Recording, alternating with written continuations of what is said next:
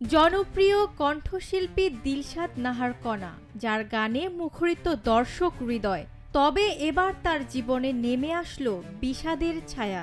দীর্ঘ ৭ বছর প্রেমের পর ২০১৯ সালের ২১ এপ্রিল ব্যবসায়ী ইফতেখার গহীনকে বিয়ে করেন কণা। হঠাৎ করেই ১৬ জুন নিজের ভেরিফাইড ফেসবুক পেজে আবেগঘন এক বার্তায় ৬ বছরের সংসারের ইতি টানার ঘোষণা দেন কণা। তিনি বলেন, এটি আমাদের দুজনের জন্যই একটি অত্যন্ত কঠিন সিদ্ধান্ত ছিল। পারস্পরিক বোঝাপড়ার মাধ্যমেই এই পথে হেঁটেছি।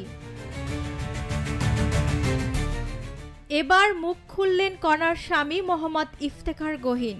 সামাজিক যোগাযোগ মাধ্যমে তিনি জানান, কণার সঙ্গে তার বিচ্ছেদ হয়নি।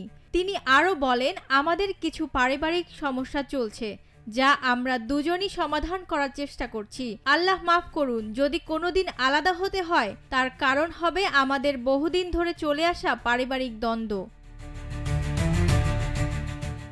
উল্লেখ্য, তাদের বিবাহ বিচ্ছেদ নিয়ে কিছুদিন ধরেই চলছিল গুঞ্জন, যা প্রকাশ পেয়েছে তাদের একাধিক মিডিয়া পোস্টে। তবে তারা দুজনেই কখনো মুখ খুলে কিছু বলেনি। বহু জল্পনা কল্পনার পর বিচ্ছেদ নিয়ে এবার নিজেই মুখ খুলেছেন এই দম্পতি।